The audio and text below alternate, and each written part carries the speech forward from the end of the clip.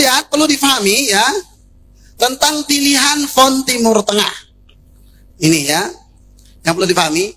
Jadi yang perlu difahami, semua mushaf ya itu adalah Utsmani. Karena itu rukun dari Al-Quran. Rukun Al-Quran ada 3 ya. Dia dengan sanad mutawatir, dengan sesuai rasm al-Utsmani, sesuai dengan kaidah bahasa Arab. Ya. Jadi rukun. Jadi semua mushaf Utsmani, termasuk mushaf standar Kemenak itu Utsmani. Jangan salah ya. Jadi semua mushaf itu Utsmani. Ya. Maka katanya itu Qur'annya Utsmani atau bukan? Itu pertanyaannya salah. Yang salah pertanyaannya. Ya. Karena baik yang font Kemenak atau Timur Tengah sama-sama Utsmani. Saya kasih gambaran ya. Yang membedakan itu hanya di model tanda bacanya. Ya. Saya kasih sedikit gambaran sini ya. Ini saya tulis Alamin.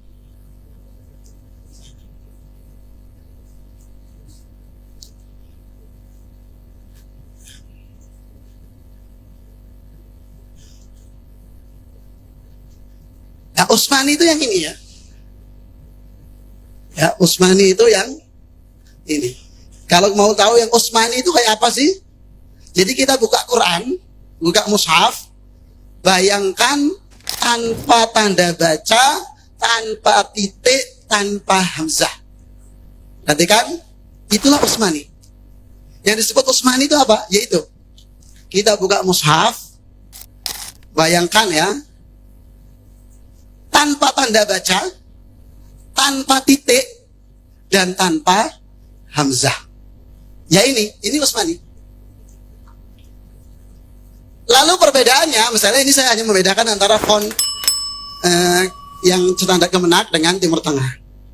Ini kalimat alamin, ini Rabbil alamin, ini yang font Kemenak dulu. Ya. Ini pakai fathah begini.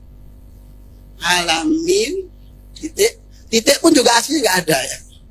Makanya, tapi kalau antara font Kemenak dan Timur Tengah, model titiknya sama. Nanti ada perbedaan model titik itu dengan mushaf Maghrib Maroko ya.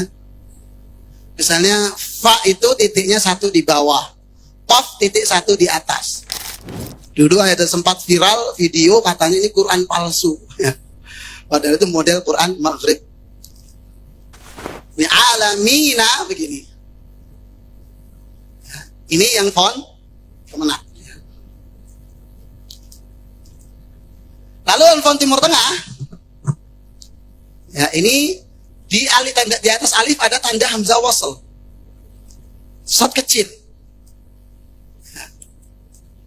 Lalu ini sukun sama. Di mushaf Timur Tengah tidak ada tanda baca berdiri. Ya. Bisa sampai depan sini juga apa? Ya.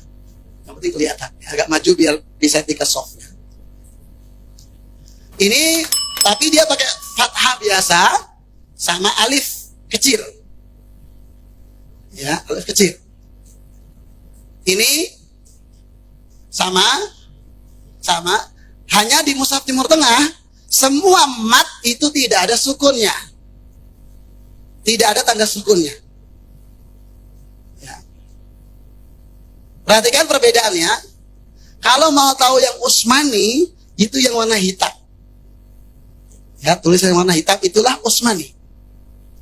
Nah, baru yang membedakan antara rasm standar Kemenak ya sama Timur Tengah di modelnya tanda baca. Aslinya sama persis. Ya. Jadi itu ya perlu dipahami. Ini sebagai prolog tentang apa itu Utsmani. Ya. Jadi lalu kemudian perbedaan antara font Kemenak dan Timur Tengah termasuk penulisan hamzah misalnya. Misalnya ini ada ya ayyuha. Ya ayyuhalladzi misalnya.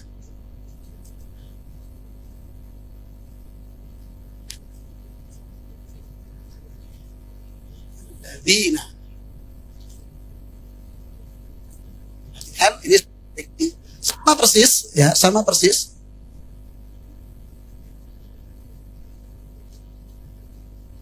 Sama persis, tanpa titik, tanpa tanda baca. Ini titik juga tambahan. Tanpa titik, tanpa tanda baca. Nanti yang membedakan antara font Timur Tengah dan font Kemenak ini pakai fathah berdiri tanpa hamzah gini, tanpa tanda hamzah wasl, ladina ada sukun. Kalau Timur Tengah begini, fathah dengan alif berdiri, ya, dengan alif berdiri, alif semua berdiri, alif kecil, kayak hamzah begini, ya. Ini ya ayyuha sama, ini ada tanda hamzah wasl, ya. Sama ini alladzina, mat tanpa titik, tanpa sukun, semua mat tanpa sukun, ya. Gitu. Jelas ya. Gitu. Lalu yang tidak usmani itu seperti apa? Ini alamin, perhatikan, kalau tidak usmani itu berarti begini. Alamin ini pakai alif begini. Nah, alifnya gede. Ya, termasuk ya ayyuha begini. Ya, ini perlu ayyuha. Nah, ini namanya rasem imla'i, lawan imla'i, ya, lawan dari usmani. Ini kaidah penulisan bahasa Arab umum, ya. Al-Usmani seperti ini. Dan sama mushaf Indonesia Kemenak dengan Timur Tengah sama-sama Usmani. Setelah penjelasan tentang Usmani ini, sekarang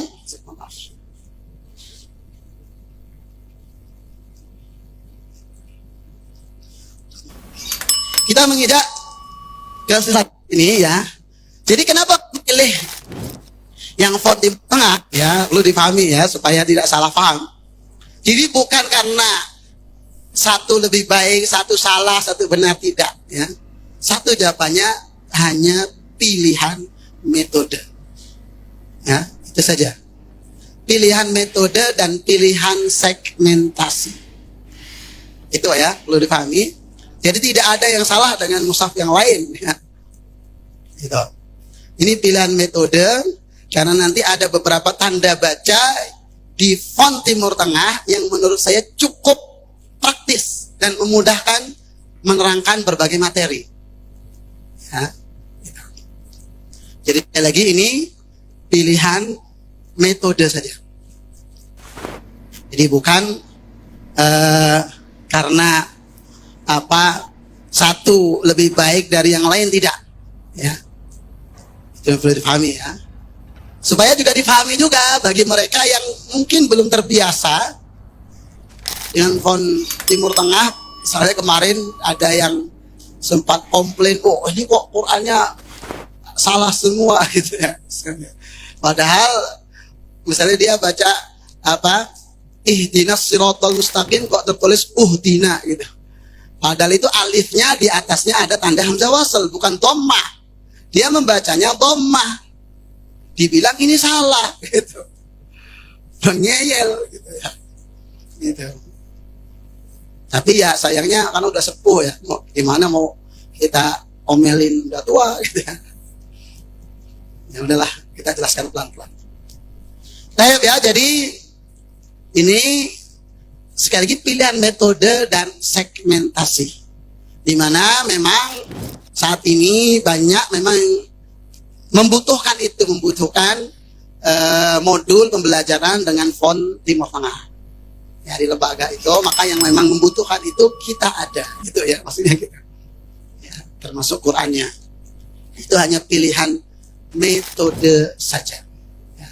Di mana kaitannya dengan metode itu saya rasakan ada beberapa tanda yang membantu, ya, memudahkan beberapa materi, ya, yang kita buat di sini.